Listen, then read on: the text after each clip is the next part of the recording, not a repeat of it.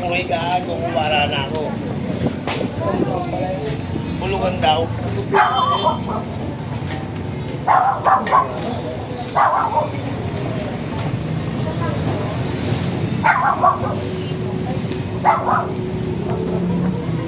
Ay, nako! Ang hari na ulit. Praise Jesus. Praise Jesus. Magandang umaga po.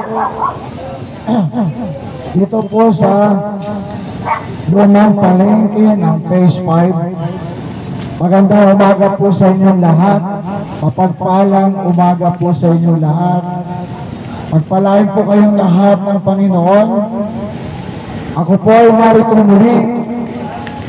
Pinadala ng Panginoon upang kayo po ay makapakinig ng salita ng Diyos sa araw na ito. Pagpalain po kayong lahat, and Jesus loves you all. Ako po ay mananalangin na Panginoon, salamat po, ako ay dinako mong muli sa lugar na ito upang magbahagi ng mabuting balita na mula sa iyo. Panginoon, ikaw ang mangusap sa bawat isa sa kanila, sa mga nagtitinda, sa mga namimili, sa mga dumaraan, dumoroon, paroon, parito. Panginoon, pagpalain mo silang lahat at ang iyong mga salita, O Panginoon, ay mahasik sa kanilang matabang mga puso. Panginoon, ikaw ang mangusap sa kanila, Holy Spirit, at anumang espiritu ng kaaway na manggugulo, ginagapos ko, tinatapon ko pabalik sa hell in Jesus' name. At binabalaan kung sino man na manggugulo sa gawain ito ng Panginoon. In Jesus' name, Amen. Amen.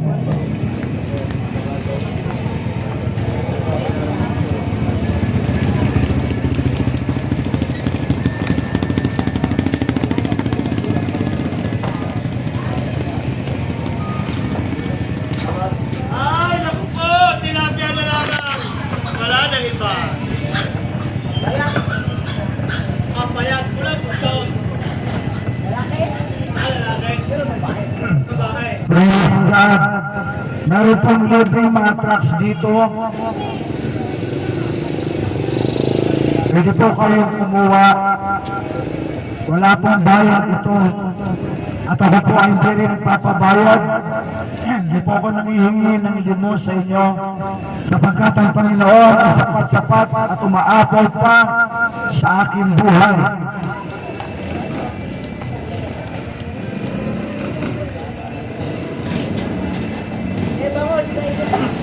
Praise God. Umpisahan na po natin.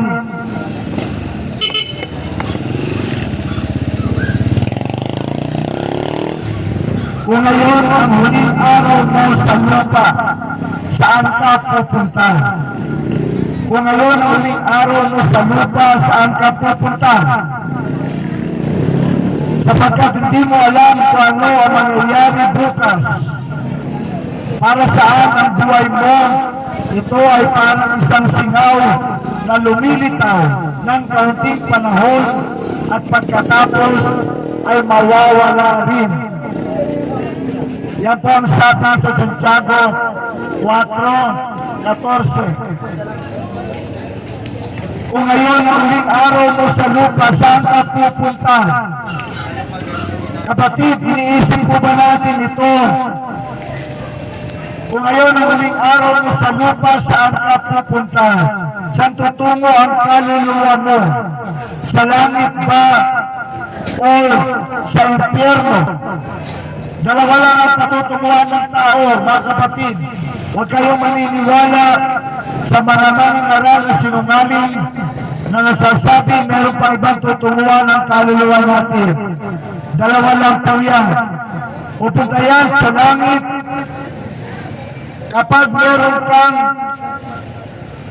relasyon sa Panginoong Jesus, sumampalataya ka sa Panginoong Jesus nung ikaw ay nabubuhay pa.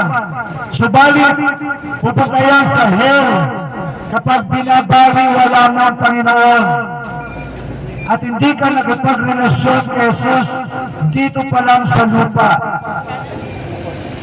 Mga kapatid, dapat po alam natin saan ka pupunta. Pagkatapos mo sa mundo ito, saan ka pupunta? Sapagkat sinasabi ko sa Santiago, sapagkat hindi mo alam kung ano mangyayari bukas, para saan ang buhay mo. Ito ay parang isang singaw na lumilitaw ng kaunting panahon at pagkatapos ay mawawala rin. So ganun po kaigsi ang buhay ng tao, para lang tayong singaw. Yung singaw ng sinain, pagbukas mo, may lalabas na usok. Pagkatapos mawawala, ganun po kadali ang buhay ng tao. Kaya dapat pahalagahan natin saan tutungo ang ating bigay sa isang kaluluwa. Yan ba ay sasapiling ng Panginoon habang buhay sa langit o sasapiling ng dyablo habang buhay sa impyerno? Dalawa lang po ang lugar na tutungan ng ating kaluluwa, mga kapatid. At baka iba sa atin hindi na nagising ngayong araw na ito. Baka nga iba sa atin ngayon na yung last day mo. Hindi mo lang alam. Kasi nga walang nakakaalam kung hanggang kailan tayo sa mundong ito. Tanging ang Diyos nakakaalam kung hanggang kailan ka sa mundong ito. Kaya kung ikaw ay matalinong tao, dapat alam mo kung saan ka pupunta. Pag nawala ka sa mundong ito, dapat siguraduhin natin habang tayo nabubuhay na yung kaluluwa natin, pag nawala tayo sa mundong ito, ay pupunta sa piling ng Panginoon. Connected. Dapat po alam natin kung saan tutungo ang ating mga kaluluwa pagpanaw natin sa mundong ito. Meron ba sa atin nakakaalam na kung kailan, hanggang kailan ka lang sa mundong ito? Wala po. Ito nyo, nangyari po kanina, nagkaroon po ng emergency dito po sa studio. Praise God, praise God.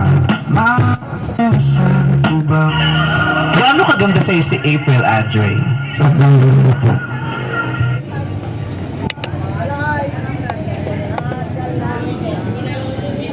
Praise God, praise God.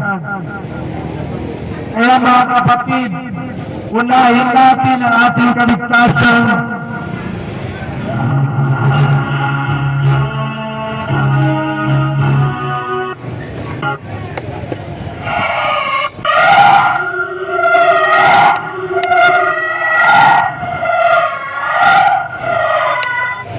Bluetooth mode. Connected. Mayroong apat na katotohanan na dapat natin lubos na maintindihan, mga kapatid. Una, mahal ka ng Diyos. Anuman ang nangyari, tatandaan mo palagi, mahal ka ng Diyos. Walang sino man sa atin dito ay hindi minahal ng Panginoon.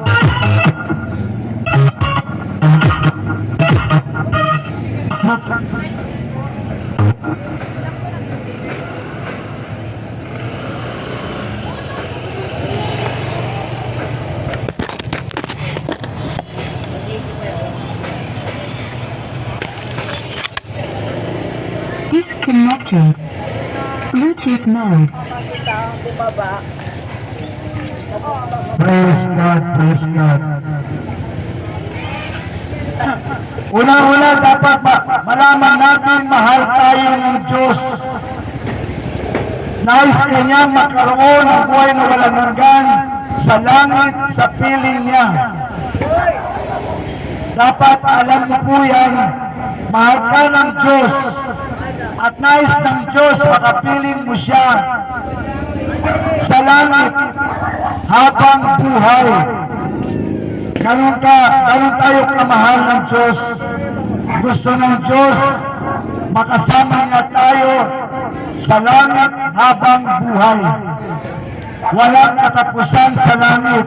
Yun ang gusto ng Diyos sa bawat isa sa atin. Kaya po kami pinapadala ng Panginoon para ipahayag sa inyo ang katotohanan ito na tayo po lahat ay mahal ng Diyos. Gusto niya tayo makasama sa kanyang kaharian sa langit, mga kapatid. Kaya sabi ng salita ng Diyos, sapagkat kayo nalaman ang pag-ibig ng Diyos Ama, may binigay niya ang kanyang bugbong na anak.